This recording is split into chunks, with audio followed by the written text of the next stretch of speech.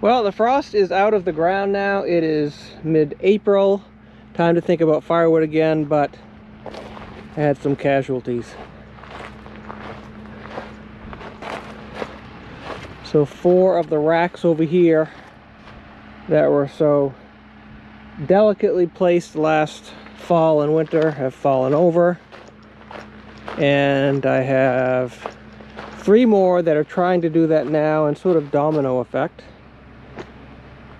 But I have a theory. In fact, it was something stated to me by some members of the forestry forum, which is this is south facing, and in the springtime, and these didn't fall until early in the spring, the sun will warm up the southern part of that and start to get the frost out of, say, this southern facing edge, and that will become soft and start to tilt while this one is still frozen because it's blocked by the sun. And that does appear to be what's happened. They're all falling towards the south, but I have a fix. So let's do a quick fix and be ready for the next 6 or 8 cords of firewood that we still have to do this spring.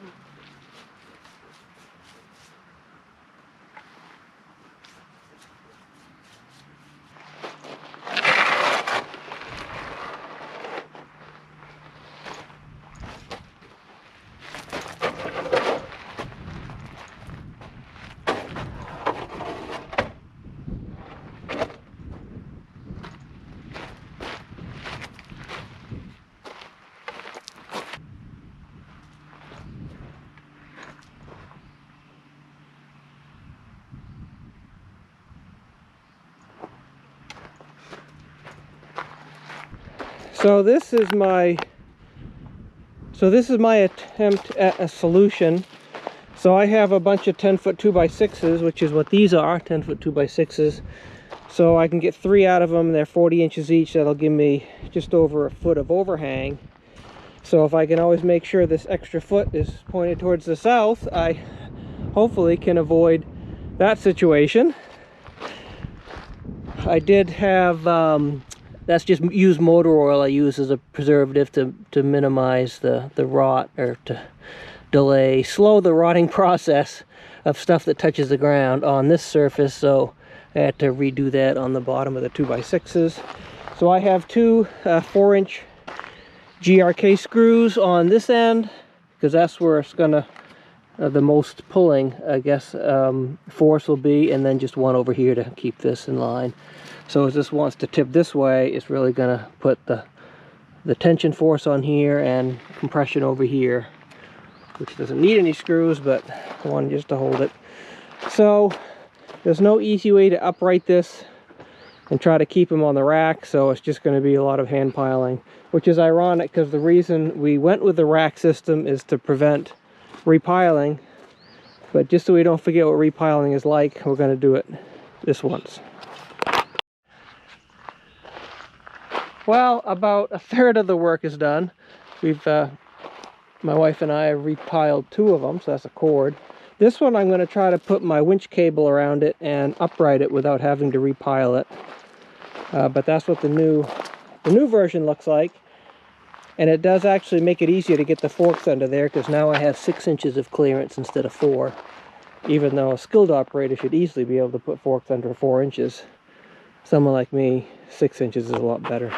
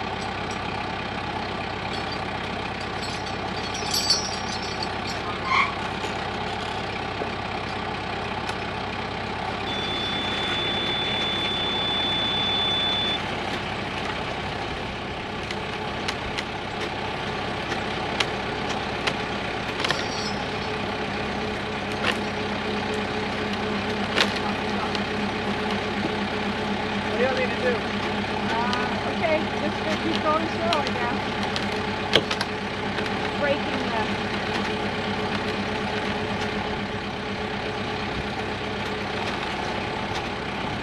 Is there any way you can hold it when it's up so we can push it?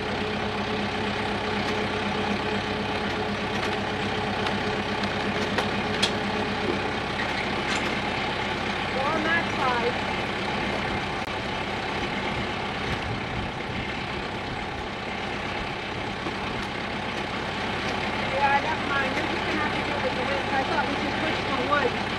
Because you're going to probably lose the top of it. Well, we'll lose maybe half of it.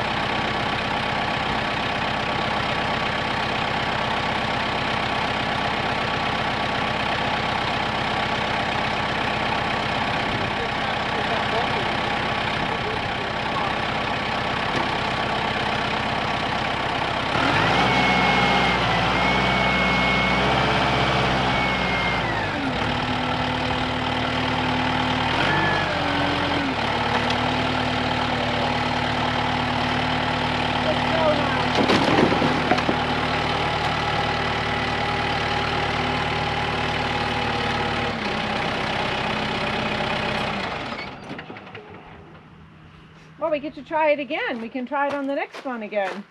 Oh. Because the next one's tipping now. Well, that's like over 2/3 of it still on.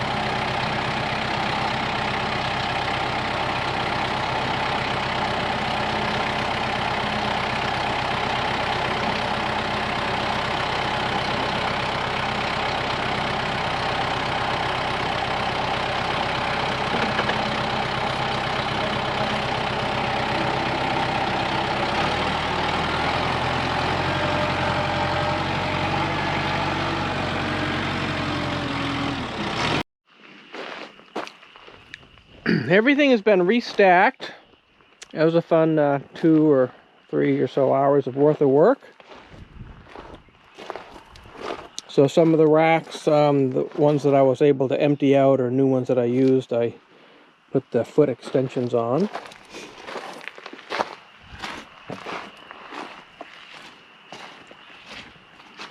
This one here was the first to go. It's smaller in diameter and it's also 16 inches long instead of 24. This is what we use for our kitchen stove in the kitchen wood stove. And these other ones that probably didn't have as direct access to the sun did not seem to tip, or there was better compaction. This gravel pad that I'm doing the firewood on now, we put in late last summer. About 8 inches worth of gravel. I didn't compact it really well. I did not have like a vibratory roller or anything like that. I just tracked it in and had a small plate compactor that I zipped around. And it probably was not enough to prevent what happened. So I'm guessing over time the pad will become a bit more stable and better suited to hold up during the frost coming out of the ground. So that's it for now. I appreciate you watching. Thank you very much.